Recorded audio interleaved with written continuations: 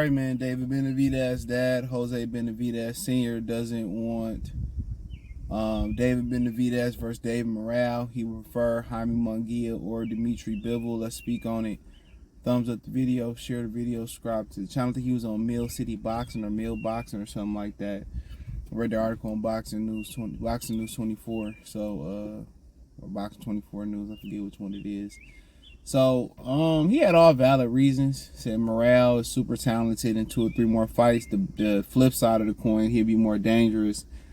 But on the pro side of the coin, he'd get more fan base and get more, build up a fan base and build more hype.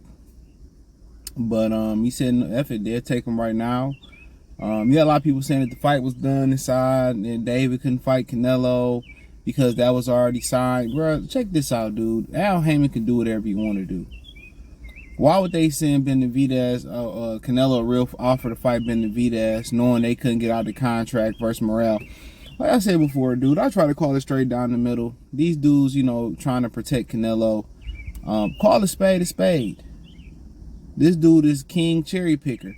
And Dmitry Bivol was a cherry pick gone wrong. I don't know what the hell they was thinking about fighting Dmitry Bivol. That was a cherry pick gone wrong. You know exactly what he said. He said that, he wouldn't fight no more Mexicans. That means basically he wasn't passing the baton. We know he didn't want to fight no more brothers. Unless it was an opportunist type thing.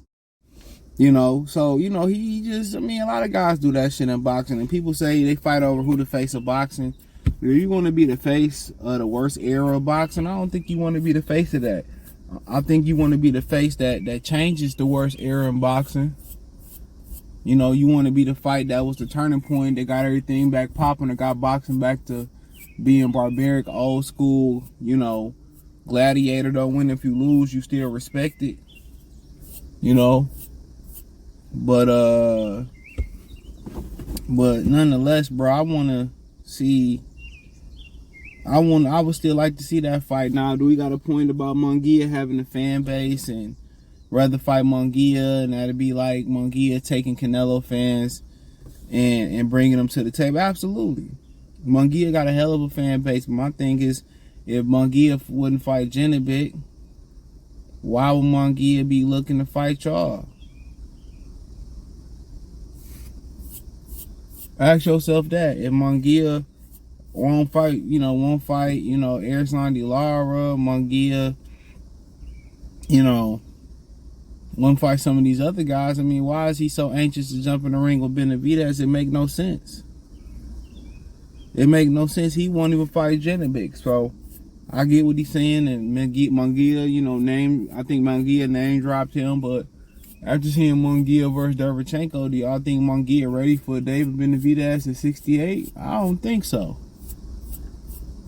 He need to be thinking about probably rematching Derevchenko. A lot of talent there and a lot of star potential. As Wiz Khalifa say, star power. A lot of star power potential there, but there are some things that still need to be worked on. Let's call it what it is. There are some things that still need to be worked on. So, I think that's, he got some other things that he got to take care of. He has never captured a belt at 160. I understand people chasing cash and not thinking about chasing titles, but, you ain't never got a belt at 160. Come on. That's crazy to me. Super duper crazy.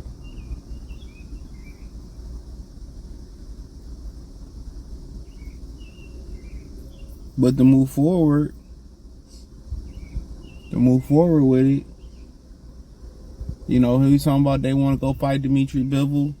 It could be like, the title of it could be Mexican's Revenge for Bivol beating Canelo Alvarez. And they can get a title while doing it. And the thing about David, once he go to 75, really, physically, I don't think there's no turning back. But they said they did some good things in the ring in sparring versus Bivol, and that's sparring. But, ideally, that'd be the best fight. You want to beat the guy that beat Canelo Alvarez. But if Al Haymon willing to do work with Bivol people is the question. Eddie Hearn is like the front man that's his promoter, but I think Oscar said he really ain't even the promoter. So, I mean, financially, it should be a doable fight, and it could benefit Bivol, getting some money from Al Heyman. But the question about that, then he say, well, then, we kind of maybe go after better BF or something like that. I mean, shit, go after Undisputed. I ain't mad at it. But if they feel like, they ready, they ready for that. That's the question. Would they feel like they ready to go? Would they feel like they're ready to go to that next level for that? But if him and Bivol is probably the best possible fight to be made out of the bunch, just in a vacuum. Even including Canelo. I mean, if you put Canelo, Morrell, Benavidez, Munguia, and Bivol all in the same vacuum, I think the best fight to be had is probably Benavidez and Bivol. That's probably the best matchup you can get out that vacuum just on paper. Paper is on paper. Sometimes the money that the ink that the money printed on, or the ink that the paper that the ink is printed on to make it the money, sometimes that paper ain't worth shit. Depending on the currency and depending on what they drive it on. So paper is paper. Paper could be burnt, paper could be this, paper could be that, whatever.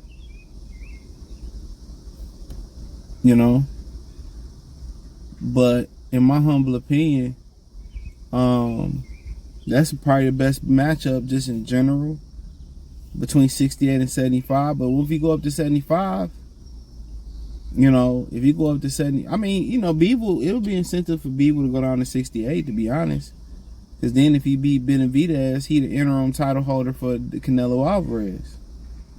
And to be factual, anything below, anything 75, 175 or below, that's still technically light heavyweight. So Bivol can have his titles on the line, and Bivol can fight, Benavidez for his interim WBC title. But if you wait till he fight Morrell, the Morrell and Benavidez winner will be the regular WBH. They unifying secondary belts is hilarious. It's something that I haven't even talked about yet. They're unifying the interim WBC title and the regular WBA title. So Canelo gonna have to see the winner at some point or drop his belts. I'd envision the WBC making him franchise champion.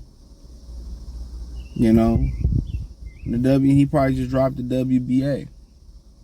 But if, they did fight Morrell and Benavidez winner, and then they fought Bivol the top of next year, that'll be Bivol's incentive. Bivol can put his 75-pound belt up at 68.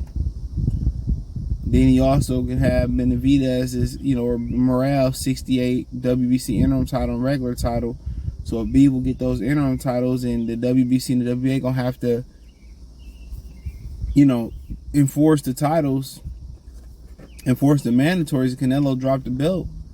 Guess what? Dmitry Bivol become a 2-weight division champion.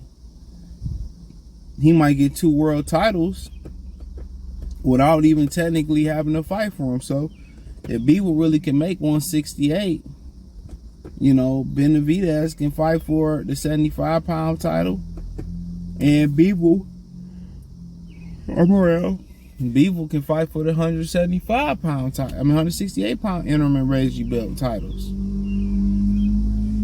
So that seemed to make a lot of sense. That seemed to make a lot of sense for all parties involved.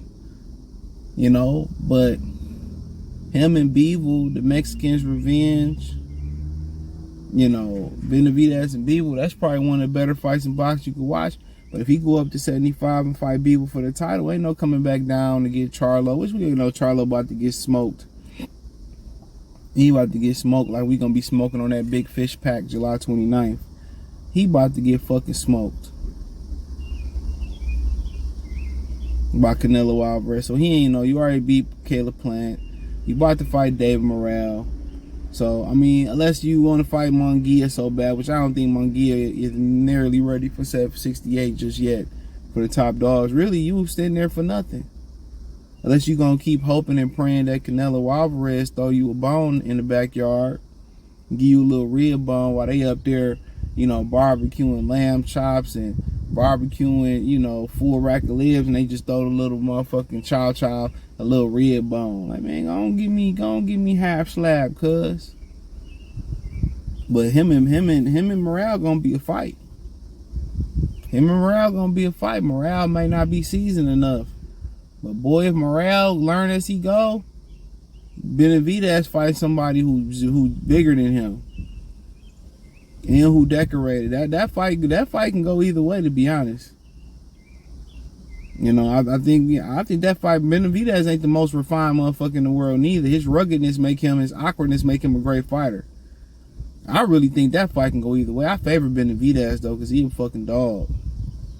It wouldn't surprise me if Morrell did it, but then again, like Lion Killer say, check out Lion Killer podcast. What's the greatest professional fight that a Cuban won?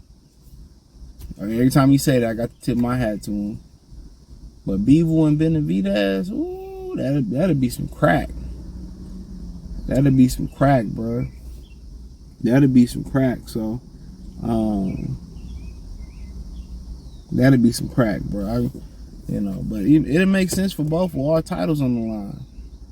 It'll make sense for both. So, yeah, let me know what you girls and guys think, man. Thumbs up the video, share the video, subscribe to the channel. That subscribe button is the bell icon button. Hit all notifications, increase your chance to get notifications. We got live or drop video. Financially want to support the channel, Cash App, $CJ Good 313, Venmo, CJ Good 313, PayPal link in the description. Hit the link tree. You can find me on Twitter, Instagram, Spotify, Anchor, Cash App, Venmo, PayPal, Apple Podcasts, Google Podcasts, the whole 9. Appreciate the love and support. Let me know what you girls and guys think in the comment section. One time for the one time. Check out the Box News Place for more videos like this. Peace.